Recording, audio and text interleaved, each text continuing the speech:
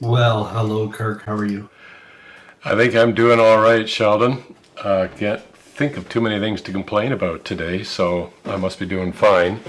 I've got a nice Americano with a lot of crema on top, and Nice. right That'll there, that'll power you for a few hours. yeah, right there helps me feel life is great. Um, yeah. How's the family doing after everything that's happened over the last little while? I think they're doing really well. I mean, my daughter's posted some very poignant things on Instagram about how her daughters are getting used to the parting of Anastasia. Interestingly enough, I was responding to another thing this morning on near-death experiences, and I came across a paper on terminal lucidity in children who are about to die, and it's a peer-reviewed paper in a medical journal. And wow, thought-provoking right there. The observations doctors are making in the usually, especially some in the final seconds of the child's life. We're talking, 2-year-olds and so forth that have died of some terminal disease. And we may want to come back and talk about that because it has definite implications for the existence of the soul in the afterlife and what happens at death. We're talking children have never been trained to believe anything, and suddenly stuff happens. And this is a peer-reviewed medical journal here. So yeah, we're doing fine. The hole, the emptiness, but you know, thank God for eternal life, and that this life is only the beginning and not the end.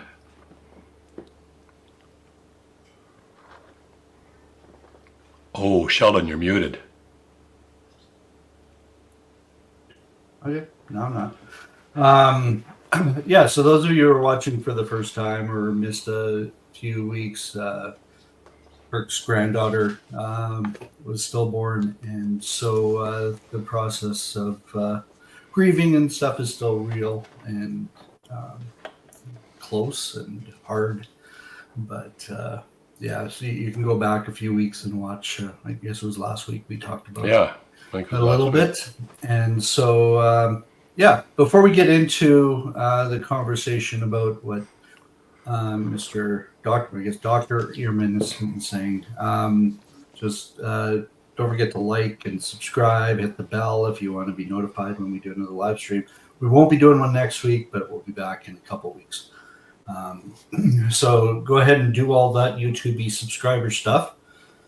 And if you don't understand what we're going to be talking about today, why are we talking about this? Maybe Kirk, if you can give a little background on the doctor. Yeah, so a few weeks ago, I did a response video to an interview that atheist Alex O'Connor was doing with atheist and New Testament scholar Bart Ehrman. And I enjoy watching O'Connor's interviews. He's thoughtful and courteous and so forth, asks good questions. But Ehrman made it just seemed wild to me, assertion that Jesus in the three synoptic gospels, Matthew, Mark, and Luke, never presented himself or claimed to be God. And so I did a video on that, showing that Jesus' most audacious and blatant and significant claim to be God was actually made in what Ehrman believes is the earliest gospel, the Gospel of Mark. But he made a number of other statements that I wanted to also respond to. So just, I guess it was yesterday, I published a YouTube video responding to some of those other comments that he made in this interview with Alex O'Connor.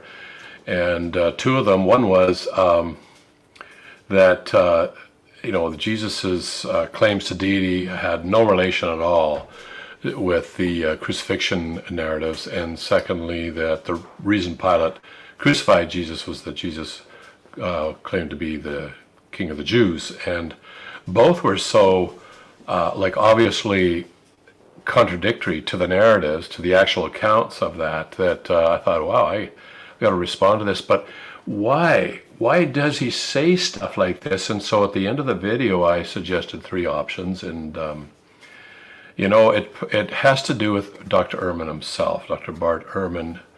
Only he knows, really, at the end of the day. But I suggested 3 options. But these 3 options, these 3 possibilities, as I reflected on them, probably all of us are guilty of at least 1 or 2 of those. Saying things that are wrong for one of those 3 reasons. And so maybe we can discuss that a little bit today. But Ehrman is a bit of an enigma, why he takes the view he does. He's certainly profited by that, if I wanted to be cynical, in his publications and books. Maybe that would have something to do with it, but there again, I hate to suggest cynical reasons. I would want to do some good solid research before I said that was the reason.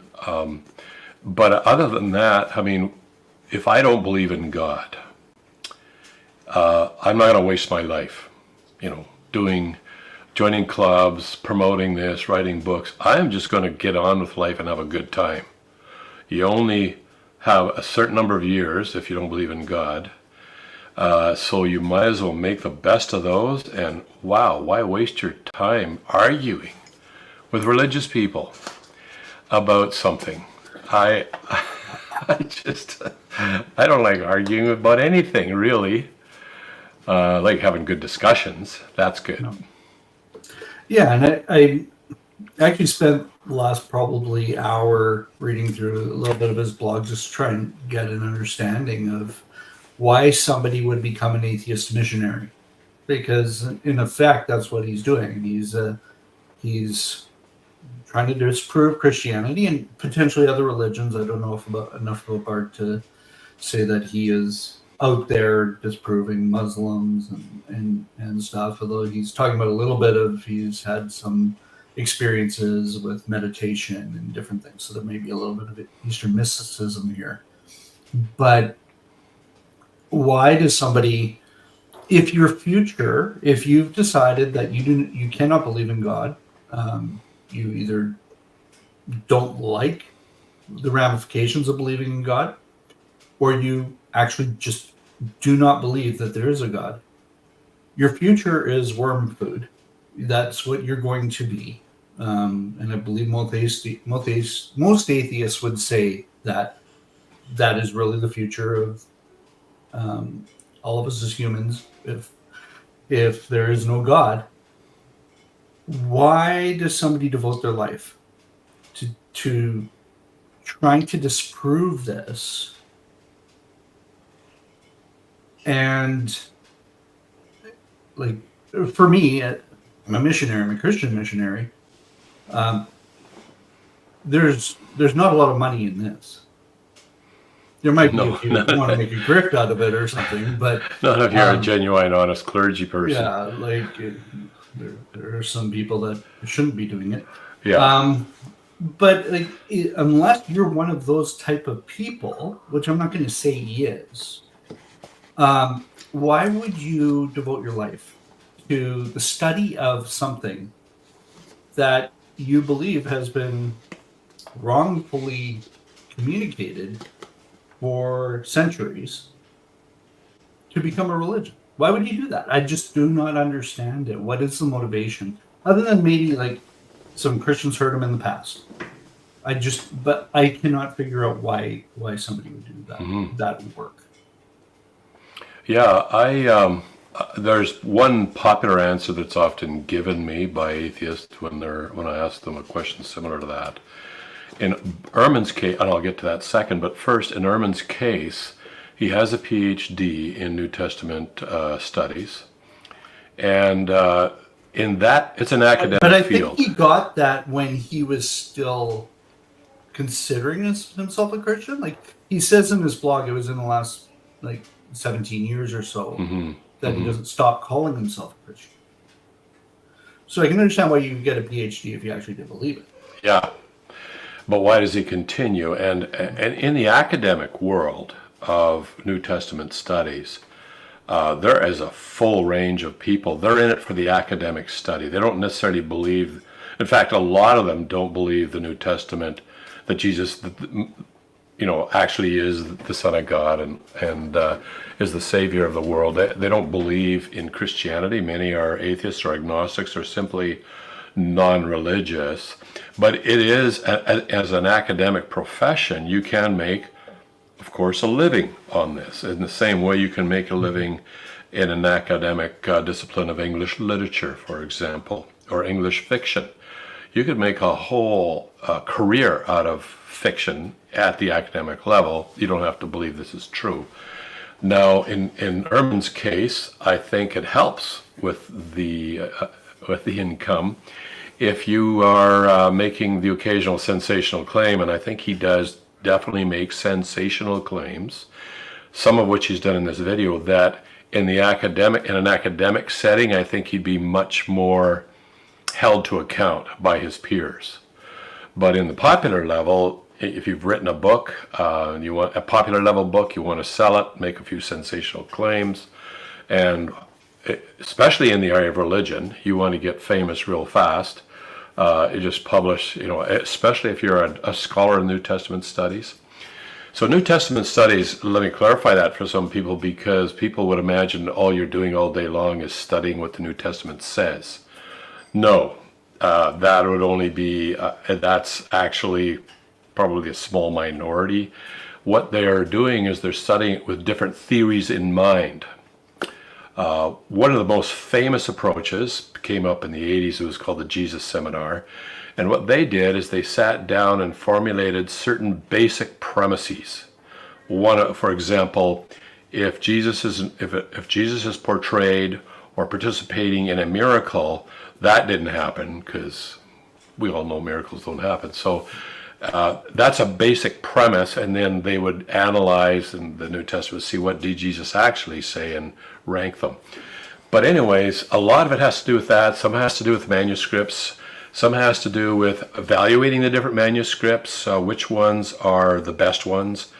And then also there's higher criticism or form criticism. It's an approach where, well, we don't, you come up with some basic premises, and usually they're not very orthodox, or often they're not. I shouldn't say usually, but it has to do. Let me give you an example. The book's in the other room. What's his name? Richard.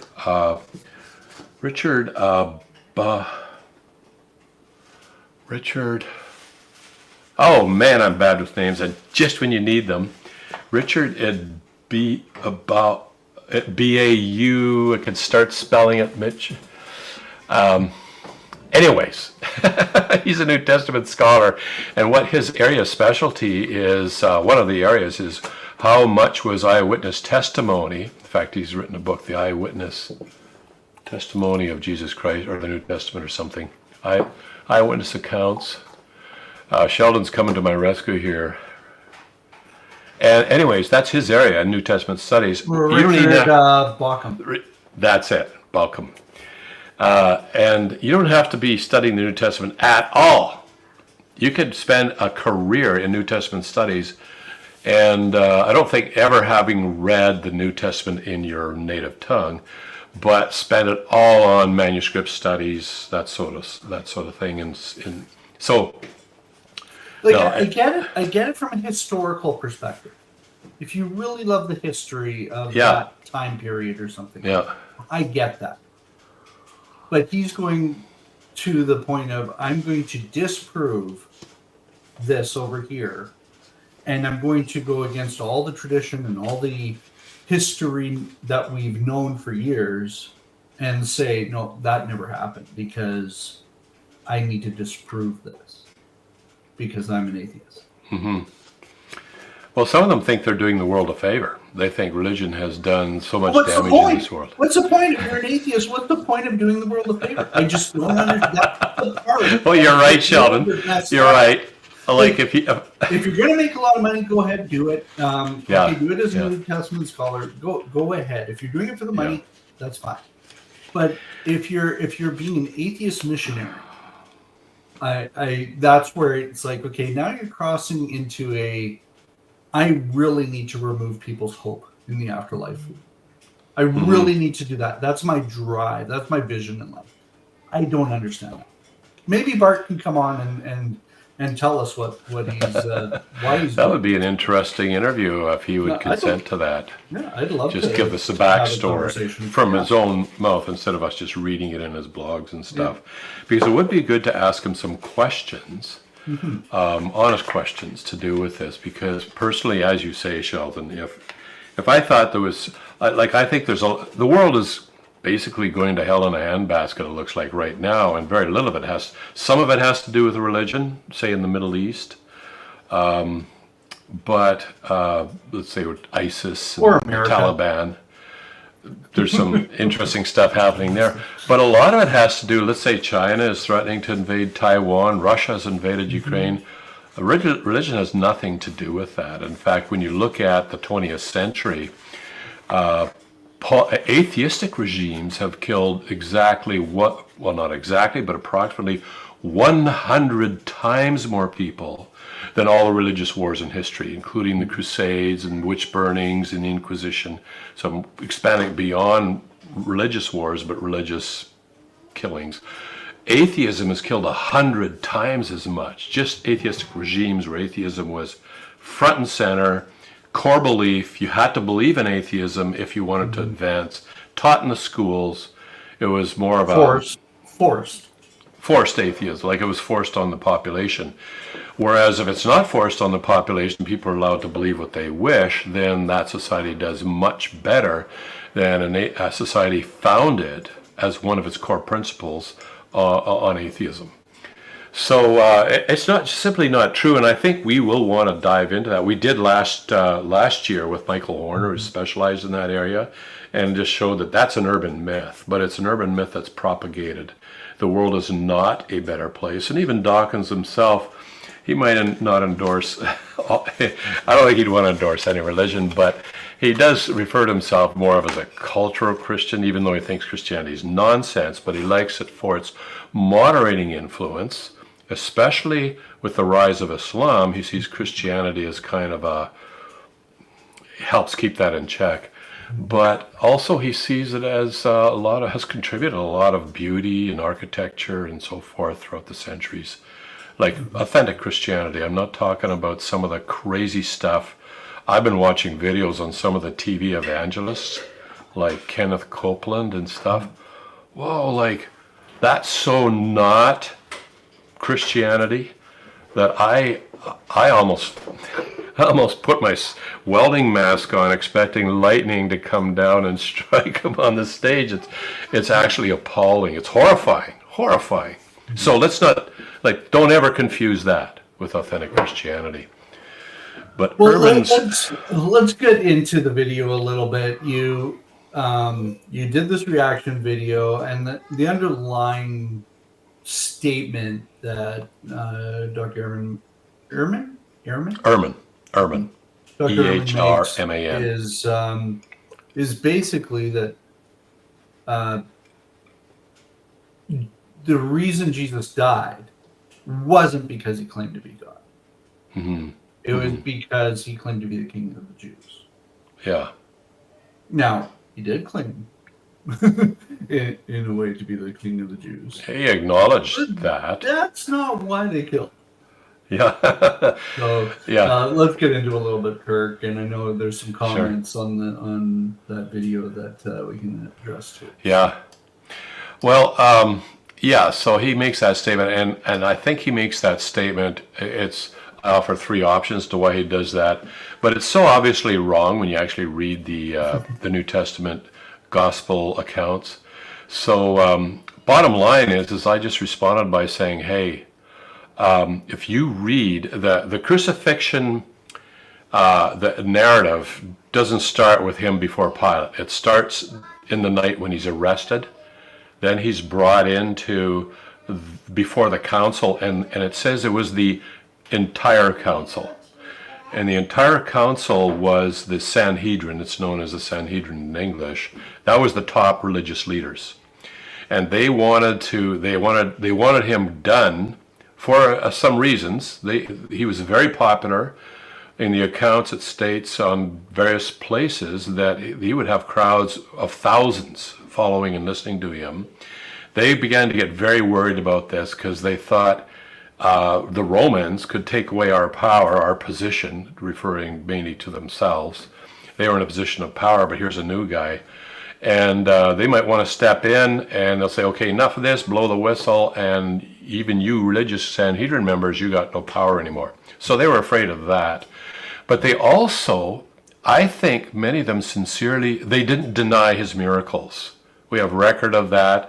One is arguably in the Talmud, where they refer to Jesus as a sorcerer, that acknowledges he could do things that appear to be supernatural, but the branding them as a sorcerer indicated they thought that he was doing it by the power of Satan, and you actually see confirmation of that in the New Testament Gospels, where they accused him of doing the things he did by the power of Satan. So I think it's quite plausible that many of the religious leaders actually thought he was extremely dangerous emissary of Satan, especially after he raised Lazarus from the dead. That was huge. And the Pharisees acknowledged this has happened. They says, look what he's done. Everybody's starting to follow this guy. So they arrested him at night when it wouldn't cause a scene, brought him in before the Sanhedrin. This is the night before he gets crucified. So the crucifixion accounts are now rolling. So they ask him a few things, and finally, in all four gospel accounts, the reason they want him dead is because he's claiming to be God. And I'll just read you one little excerpt here. So they ask him in the Gospel of Mark, "Are you the Christ, the Son of the Blessed?" And Jesus says, "I am. And you will see the Son of Man seated at the right hand of power and coming with the clouds of heaven." Now he's actually quoting from a prophecy made centuries earlier that the being referred to in that vision as the Most High would also appear as, quote, a Son of Man. So a Son of Man would come and eventually take over world domination, and not just world, the cosmos, everything, and rule for all eternity. And then the angel clarifies that and it refers to this person as the Most High. So the Pharisees knew that if he's calling himself that Son of Man, he's claiming to be the Most High God. And then he also responds with "I am." In Greek it's ego eimi. And there's nothing, it's like, "I am the way, the truth, the life, I am the good shepherd." None of that. It's just ego eimi, standalone. And in Greek, that doesn't mean necessarily anything exciting, but in Aramaic and Hebrew, it did. That was the name of God. Mm-hmm. So he makes two blatant claims to deity right there, and then they just lose it. They tear their robes. This guy needs to die. And in same in the Gospel of Matthew, same in the Gospel of Luke. And in fact, the Gospel of Luke says, then the entire assembly of them set out and brought him before Pilate. So phase one, their motive for getting this man killed is that he is claiming to be the Almighty God, the Most High, and he's doing blatant miracles like raising Lazarus from the dead after he's been dead for 4 days. He has deadly, dangerous supernatural powers if he's working for Satan. They're not thinking straight, and this guy needs to be stopped. And now he's claiming to be the Almighty God. That was their motive. So and that was their job. That's part of their job. Part of their job was to protect the faith and stuff. So I totally understand where they're coming from if they don't believe. And they, like the disciples, thought that this prophecy was going to happen in a certain way. And the disciples, it took a long time for them to get it. Yeah. And nobody saw it coming. And so I don't know if Paul's hovering around the outside of this or if he's part of the group. It doesn't say. But like Paul, Pharisees, at the time, Saul was in this like, we need to persecute this group because they're dangerous, because they don't believe in the true God. Yeah. Because he didn't care that he claimed to be king of the Jews. That wasn't why Saul was persecuting the Christians. No. Yeah, King of the Jews. Well, they probably liked it. In fact, there's one passage in one of the gospel accounts. It says they were going to take him by force and make him king. And Jesus, slipped away. So they're thinking a political king who would release them from their oppressors, usher in a time of everlasting prosperity for the Jewish people. That's their mind, a political leader. Jesus makes that very clear, and that becomes increasingly clear in his ministry that no, he will rule forever, the entire cosmos, but that's not where he's at right now. There is a new kingdom of God, and it's already here, he states. And this is one thing that Ehrman agrees on, that Jesus preached that there was a kingdom of God already starting, but Ehrman's interpretation of that takes a wild left turn.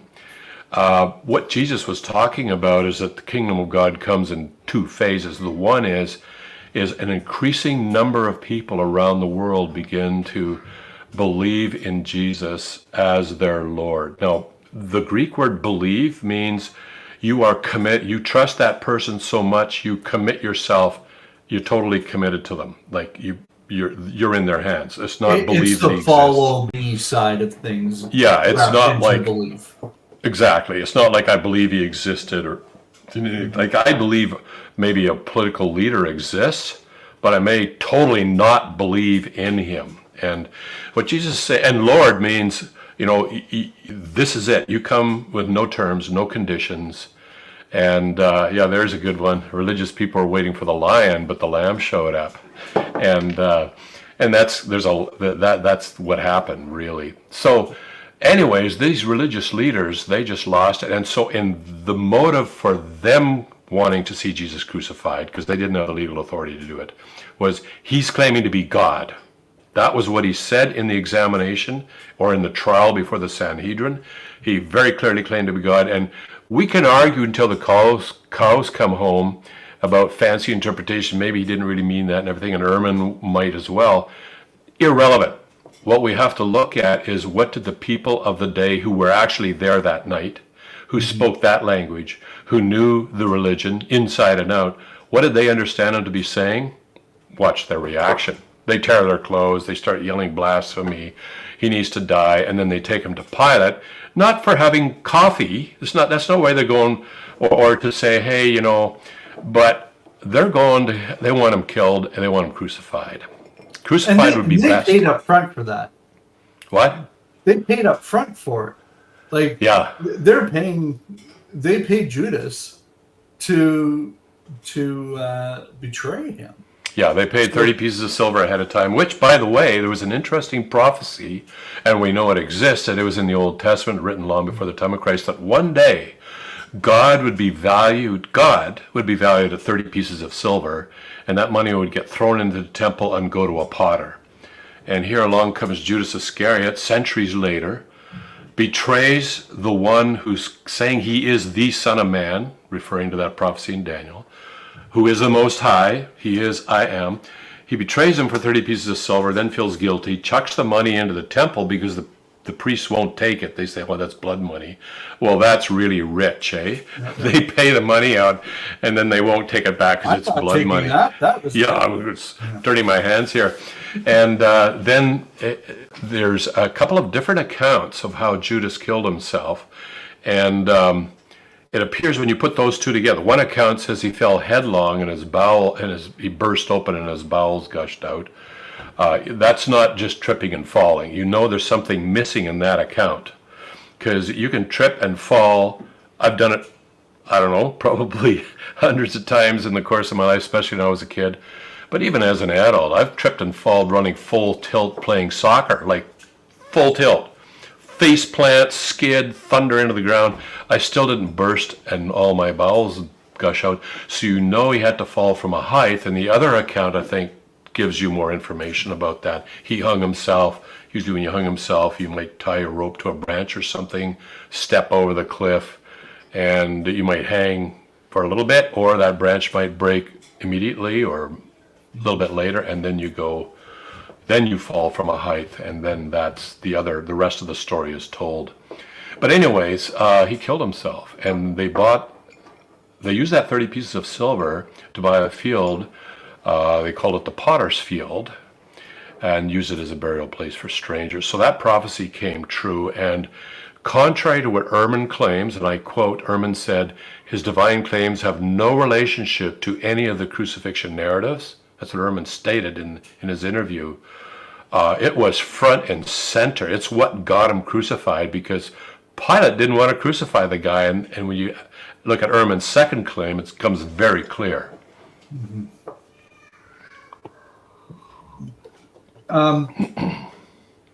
So you get into 3 reasons why Ehrman making this claim. Yeah.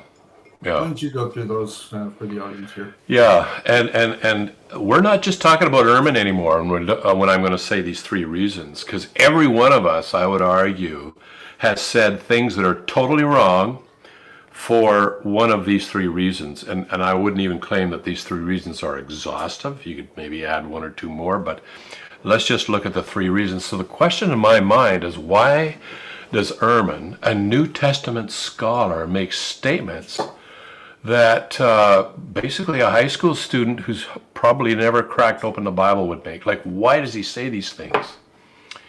And I thought a lot about it. So option 1 is he's badly uninformed about what the New Testament actually says.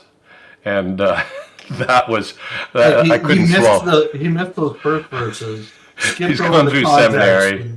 Yeah, he's gone through seminary. I couldn't buy that. I gave him the 1 verse that day.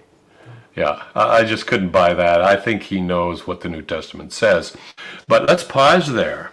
When I look at some of the comments as a result of that video, the video I posted yesterday and then the one a few weeks ago, when I read some of the comments, I see people making confident assertions that are totally wrong, and it's very clear to me they don't know what they're talking about. So option number 1 is people will often make wrong statements thinking they're confident. In fact, this morning, where was this? Oh, Ehrman published, he published something and I got notified of it, and then I went to the comments section and all these people, all of his acolytes are, praising him and everything for the whatever, and they're making confident assertions, and I'm reading these and saying, like, wow. And so I just made, one of them said, the people back then would believe anything. So I just commented, and even today, just judging from these comments, people believe their own comments. And I just left it at that. I wanted people to think about that. They're making comments and they believe what they're saying, and the implication is, like, you guys really need to start thinking about what the basis. So, people, I find that people, if they've read the Bible once, that's unusual. But as a person who has, basically my mother got me started reading the Bible on a daily basis, studying it for myself when I was 8 years old, and I've done that ever since. So I've got 62 years of reading, studying, writing in my journal. This is all personal stuff that I'm studying. I've taught many books of the Bible, and I read through the Bible once every 9 to 10 months, and I just write in my journal that it's the most wonderful book to study. But anyways, so and that being said, I would still not call myself an expert in what the New Testament says, because as I dive into this, I realize, while I used to think I knew about 90% of what this says, and then later on, as I dove in more, I saw, hey, wait a sec, there's more stuff that's correlated here and interconnected. Maybe I only know like 40%, and now I'm wondering if I'm optimistic by saying I know 1%. That stuff. It's not like there's so much there. So I would never call myself an expert in the New Testament or the Old Testament. But I do have let's say I have a very good background knowledge. And so when I read these comments, I say, wow, like, guys, you're talking about stuff. You're assuming you know what the Bible says. They'll skim and read a verse here or there. So that's option number 1, which I don't. Just in that, it's almost like they've read the talking points on a blog somewhere. And just like take them at face value. And it's like, okay, this person wrote this, so it's got to be true. And that's not a good idea. No. In fact, I And do like, have people. if you're reading Kirk Durston's blog and you're going, well, Kirk said it, so it must be true. I get Please, nervous. Yeah. please look at the sources. Yeah. Check the sources. Yeah. In fact, as I teach, I do a lot of teaching right now. We're working through the book of Romans. But I often will tell the people, and I'll tell it quite seriously and forcefully. I say, don't ever believe a word I say when I'm talking about what the Bible seems to say and this and here. Don't ever believe that. And I would get very concerned if I heard people saying, well, Kirk said this. I say, always check the primary source, which is the Bible, not some YouTube video, not Ehrman's blog. Ehrman says a lot of stuff. And there are so many people I've talked to that feel they don't need to read the Bible because Ehrman has done all the hard work for them. And so he's the authority. What does he have to say? And wow, Ehrman is so far off on some of the things that he believes that, man, you need to read the primary document. You really need to study. And if you haven't studied, then probably best you don't comment. You can ask questions, don't though. just read the one verse that he might be bringing up either. Yeah. You got to yeah. look at the context. You got to look at the history. You have to actually study it. It's In the there's other things said about that one verse, maybe in another chapter, another book. When you put those together, suddenly, oh, now this makes sense. Now, having said about warning people about asserting in the comments stuff they know nothing about, on the other hand, I highly encourage people in the comments to put forward, well, what about this? Or what about that? Like, raise questions for discussion. And that's always a safer way to go. In fact, I might know a lot about something. I don't like to let people necessarily know about that if I'm in a conversation. I'd rather ask a question. Well, what about this? And sometimes they will say something that I hadn't thought about before either. So raising questions is always a safe thing to do, but try and think through. Some people will send me, I'll get an email like with 10 questions in it, and each one of those is going to take an hour and a half to 3 days to answer. Just try and isolate it to what is the key question here? What if I could only ask one question, maybe two, what would that be? Put them in the comments. Go to my website, kirkdurston.com. You can put stuff there too. They can get in touch with me there. Try and keep it down to the most critical, interesting question that you think is the key question to ask in this. And then we'll move on to other questions. But yeah, and a lot of it is just really, we want to come to the truth. Like, if what we're saying isn't the truth and we know it's not the truth, then we're scam artists. Yeah, that's option one. You're a scam. That's option two. That's option two, and let's get into option two, because like you were very charitable in the video where you said you don't believe this is it. I says I don't want to believe it's it. I mean, I just don't want to believe it because it is uncharitable to accuse somebody of deliberately misrepresenting somebody or something. In this case, to accuse Ehrman of deliberately misrepresenting what the New Testament documents are saying. And it would be pretty hard to argue he's not doing that in that interview with Alex O'Connor, that he's not misrepresenting things. But if I was to press him on it, if I was in that same interview, I'd say, hold it right there. Like, you know this and that. Why did you just say that? And then he would probably have a backstory or some background knowledge that he would add to that. But without that background knowledge, if you just make an assertion, and people are watching these things, and 99% of the people will never do their own research. And I run into them all the time that are negatively influenced by Ehrman simply because they just bought what he said, whole cloth, and never questioned it. And they don't have the knowledge to be able to even ask a question about it. So there's that deliberate misrepresentation for something, and you know, truth be told, or truth be asked, how many times have one of us in our own lives done something like that? As a kid, you know, you've done something you're going to get in trouble for, and there's a horrendous temptation to to misrepresent things and to lie, and just to escape that punishment. And I'll confess that I did that, but it did bother me, even as a grade 1 kid. I remember one lie I told in grade 1 to avoid getting a thrashing, a bum warming, a strapping. I told that lie, and it bothered me for 12 years. And finally, in grade 12, I confessed it to my parents. But that's not the only lie I've ever told. But I hate. So we've probably all lied. So that's option 2. You deliberately misrepresent something for. And I look at some of these TV evangelists, and I think they gotta know. They got to know that this is wrong. Like, they're totally misrepresenting God. I watched a sort of biography of Kenneth Copeland there a few days ago. He is maybe the poster boy for just an evil representation of Christianity. And when I started diving into what was his training, how much theological knowledge, wow, it's pretty thin, and how he got into that. So he's got to know he's in there. He's a gigantic scammer. So that's option 2. And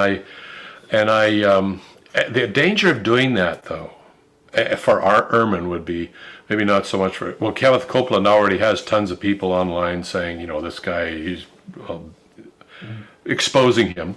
For Ehrman, the danger of doing that in the academic world is that there's people going to call you on that right now. They're going to call you on this. If you're, but will they, if they agree with the motive?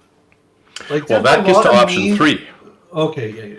Oh, maybe no. There's motive. 2 ways you. Yeah, motive. Yeah. So if the scholars in the bubble that he lives in are all in agreement that we need to destroy this Christianity thing because we're atheists and we're atheist missionaries.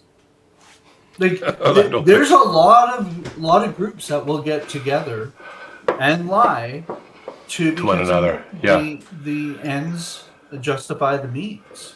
And I'm not saying that's what he's doing. Yeah, but it is possible because there's a desire there. Like, Kenneth Copeland's got buddies that they get around the table and they talk about how do we get more money. They have to. No, it's true, and they all know that. But in the case of Ehrman, he would say that bubble's pretty big. He would claim that it's the majority or the majority of New Testament scholars. Well, which tells it might be actually because if your universities are really atheist Bible colleges, you got a lot of professors in that bubble.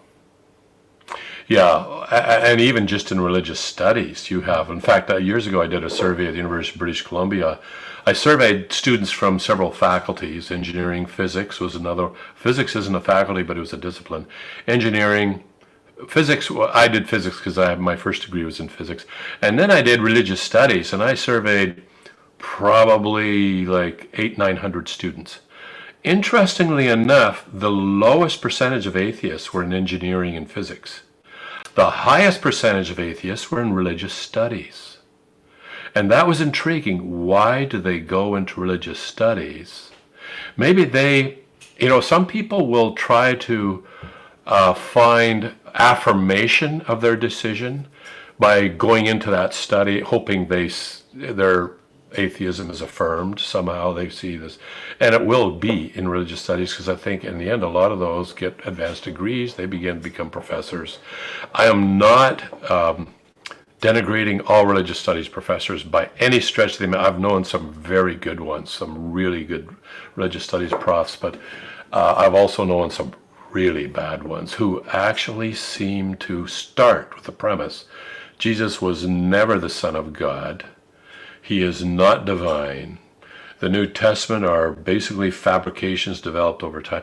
There are religious studies professors that start with that premise. That would be option 3.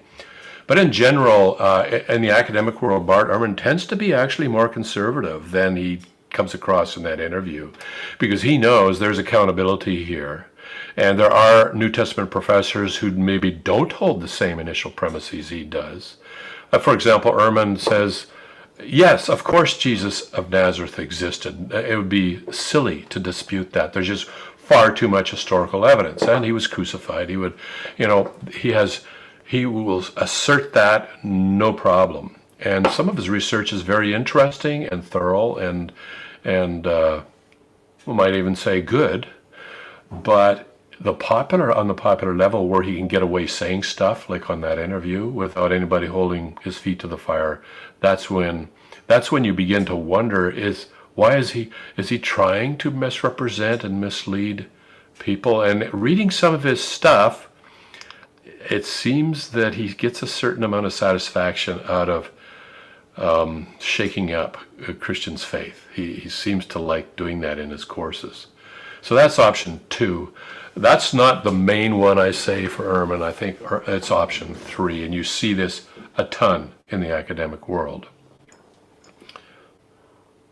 Okay, so option 3. They've got something that they're wanting to prove. Yeah, it's some certain fundamental premises that they start with, and I mentioned, say, for an example, in the Jesus Seminar. And it seems that Ehrman's, one of his more fundamental assumptions, first of all, let me describe option 3. Option 3 happens like this. Option 3 is to explain something you say that's blatantly wrong. So option 3 is you start with a premise, or it could be a set of premise, but let's just keep it simple. A premise, we'll call it premise X. And it's not that you arrive at that premise through research or anything else. You start with that premise because you like it, it's intriguing to you or whatever, but it's you make it up. You come to some place in your life, in your mind, in your thinking where you say, okay, let's start with this premise X. From that premise, then you start building arguments that lead to conclusions. And that, I think, is what Ehrman is guilty of. He has this, one of his premises is that Jesus was primarily an apocalyptic preacher, for example. He was not God. He was not the Son of God. He was not divine. He was basically just an apocalyptic kind of preacher, so forth. And he starts with this premise. And if you start with that premise, then you have to start working. Then you have to come to certain conclusions. So he applies that to the New Testament. Now, where you should sense, there's a good comment that fits right in here. When your ship is sinking, you have to start throwing all kinds of good stuff overboard to survive. This is kind of what Ehrman does, because when he comes to New Testament accounts, they don't support that.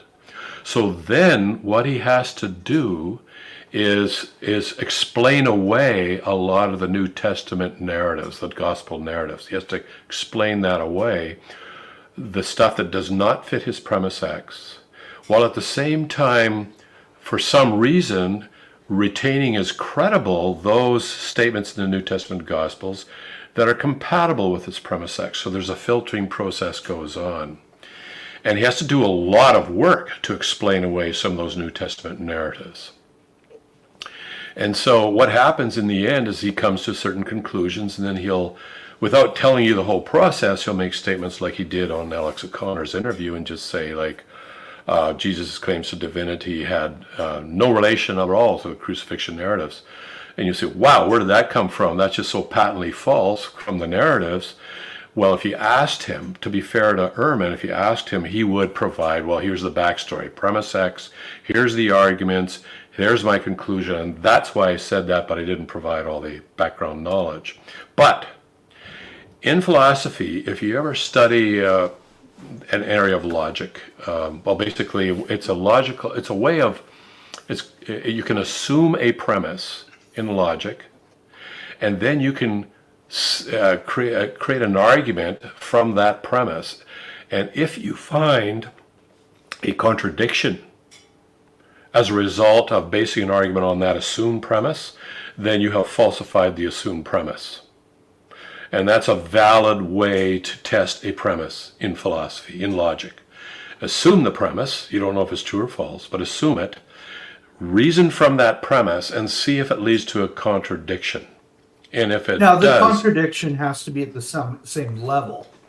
It has to actually premise. stem You from can't the just premise. have this little thing over here. It's like, it's a Yeah. contradiction. Because That's called when you stick a premise into an argument that does no work, you can call that a free rider. It does no work, and therefore nothing is said about that premise. But in this case, the premise has to do work in the argument. If that premise wasn't there, you wouldn't get this conclusion or that contradiction. You start with an assumed premise. You then reason from that, and if you arrive at a contradiction, then you know the premise is false. In Ehrman's case, he started with some premises, one of which is that Jesus was an apocalyptic preacher. And then he reasons from that, and then we have to see, well, are there any contradictions that arise from that? And yes, actually the data that he's working from is the same data that all of us have. It's not like Ehrman has some secret gospel somewhere that he squirreled away and he's got information the rest of the academic world doesn't have. No, we're all working from that same set of documents, same set of information, the data. That's the data. And what his conclusions are is that they contradict the data, very clearly contradict the data, and I showed that in my most recent video, in the last two actually, or flat out, bald-faced contradict the data. So what Ehrman must do is a lot of work to show that, to explain away the data is what he's doing. So you have two choices when you're faced with a pile of data. You can either arrive at conclusions that are consistent with the data or that are inconsistent with the data, and then you have to do a lot of work. Inconsistent, no, it contradicts the data. So we're assuming the data is what you're working from. And this is what happens with Ehrman, is that he's made some assumptions, and then he has to do an enormous amount of work, which is not a problem in the academic world. In fact, it's a good thing. If you've assumed a premise, and then you have to do a lot of work to show that the data, that guarantees a lot of papers getting peer-reviewed and published. And this is unfortunate within the academic world, is that you can come up now, especially in areas like philosophy. Now, philosophers, we can do that kind of stuff. We'll assume premises. Everybody knows you assume the premise. And then we'll just see what follows from that, because the data we're working from, a lot of times in philosophical arguments, well, there's not a lot of data. So if there's going to be a contradiction, it's going to have to be in the argument itself. But in New Testament studies, there is a ton of assumed premises that various New Testament scholars, we might label them more liberal or whatever, but they're freed up to make up premises from which they will reason, and they will spend a whole career trying to explain away the data in formal academic papers. And so this is what one has to do when you're assessing what various New Testament scholars are saying. So in the case of Richard Buckham, which I referred to earlier, Jesus and the Eyewitnesses, we have one New Testament scholar here that shows how credible and how the rigor that was involved in creating the 4 New Testament Gospels, going right back, doing internal investigations, that sort of thing. And he is an internationally distinguished scholar. So that's on the one hand. Then we have Ehrman on the other hand, trying to argue against that. And I'm reading both and I'm thinking, wow, when you read both arguments, you can see this guy's got nothing but his premises X, and there's not a lot of substance here. It's not like it's totally lacking in substance. There is some. You can always hand pick and cherry pick things to support your argument. But when you look at Buckham's 600-page book on Jesus and the Eyewitnesses and how this came about, and with a lot of times half the page is footnotes at the bottom, it's extremely well referenced. It's an academic level. You compare Ehrman's contributions and Buckham's, and I would have to say there really is no real. It becomes obvious, but I want you, the listener, to make that judgment for yourself. So I could recommend that book, and like Warren Heinrich suggested, a good judge never passes judgment before hearing both sides. And yet I see most people passing judgment because they hear only the side they want to believe in. And that works both ways. Yep. That works both ways. Whether you're religious or an atheist, it works both ways. I see it all the time. And if I wasn't somebody that actually cared about hearing both sides of an argument, I wouldn't put this up. Mm-hmm. Yeah, the make-believe world of Jesus is driving children to the edge of insanity, and though that would be an interesting series of episodes, and say, well, okay, let's look at the data on that support that, and let's look at the data that does not support that. And John, it becomes if you're very still around, I know you posted this 7 minutes ago, and it's taken a Yeah. little bit to get to it. But what's your proofs? What's your footnotes to make a claim like this? I would come at it from a different perspective, where it's if you take away Jesus, you'll get to insanity. I don't know. Yeah. There's Dallas. I know Dallas is a retired police officer with lots of experience on when it comes to death, and he's had no experience, I think, when it comes to physical resurrections. Although he might have had some resuscitations that happen in the hospital, but he certainly knows a lot about death. But back to John's point here, Ehrman himself would say, well, it's just silly to say that Jesus never existed. That's just silly. And in fact, not just the majority of New Testament scholars, the full range from atheist, agnostic, non-religious, and so forth, the full range of New Testament scholars all acknowledge, there's no question. The historical evidence is just far too strong to deny that. In fact, one of the editors of a journal in New Testament studies, name escapes me at the moment, he says, with regard to these Jesus mythicists, he says, anybody who claims Jesus never existed is either really badly uninformed or a quack. And that was his summary. And he was saying that in reference to a book by Richard Carrier, a whole book arguing that Jesus probably never existed. And Richard Carrier actually has a PhD in history. Mm-hmm. And so you might think this is going to be good, but it was pretty much universally panned. There was a lot of heavy use of "take my word for it," and and in the academic world, and keep in mind the Christians, let's say the people who really believe the New Testament is true and stuff, they would be probably less than 50% of that area in that academic discipline. Mm-hmm. But the full range says no. Richard Carrier's book is, they all, no, that does not qualify. I know he's got a degree in history, but their specialty is the New Testament history and the archaeological and historical evidence. So that was panned. But the real question... No, you can say he isn't God and he was a liar and he was trying to... that, you can say that. That's more arguable. Then you have a different argument. And that's a different argument that we can have. Yeah. But it is... What is driving children, if I might come back to John's assertion there, what is driving children to the edge of insanity? That's where our live streams last year with Michael Horner would have been very useful, because what the data shows now is as our society drifts away from belief in God, Judeo-Christian ethic, and basically soft atheism, that is, just simply not believing in anything, becomes the default. The problem in mental health is exploding. So it's exactly the opposite of what John Lovell asserts here, is mental health issues are exploding in our society, and primarily because I've read some of the studies and the reasons that university students are giving. Like, there's this prevailing sense of, what's the point? Like, there is no meaning to my life other than what we make up, and a lot of university students are smart enough to realize, I'm just making this up.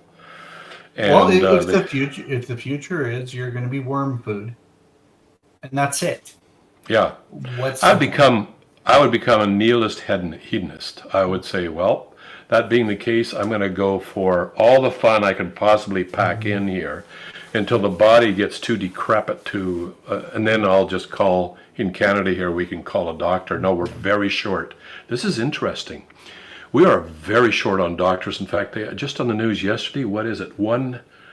There are 2 million or 5 million people in Canada that don't have access to a doctor right now because of our government-funded Medicare system that's a lot doctors can make a ton more if they move to the United States. So there's has been an enormous migration to the U.S. We train them, then they go to the U.S. But if you want to it's legal to have end your life here in Canada. Legal and encouraged by our medical system. Encouraged, yeah. It's actually promoted as an option now, and I know I've seen that firsthand in the death of some of my loved ones. But as far as being encouraged, but you cannot get it. But if you want medical assistance in dying, another relative of my sister-in-law. I don't want to get too specific here. Let's just say I know a person personally, called up, I want to do this, I am not doing well, I got cancer. The next day, a doctor makes a house call, and then 2 days later, comes back to the home, their house, and does the procedure. And you cannot get a doctor to make house calls normally. You don't even have a doctor if you are. A lot of Canadians don't even have a doctor. Family doctor. We moved 7 years ago, and we can't get one. Yeah, well, my daughter moved to an area in Ontario, and they don't have a family doctor, and they're such a huge waiting list. But after the loss of their daughter, one doctor has volunteered. Okay, I'll be your family doctor, just out of the goodness of his heart. Mm-hmm. And he's already overloaded. Like, the doctors are way overloaded. They earn every penny they get paid. I would not want to be a doctor in Canada. It's a recipe we for could get burnout. into a long conversation about this. Yeah. Here it is a little bit after. Oh, yeah, time to go. My kids. So, good to see you again, Kirk. We'll see you in a couple weeks. I'm away next week. Yeah. But if you're watching this, leave a message with us. Go to kirkdurston.com, watch the other videos, leave your comments. And don't forget to hit the bell and subscribe. Talk to you later. Bye for now. Bye-bye. How do I end this thing again? Oh, here we go.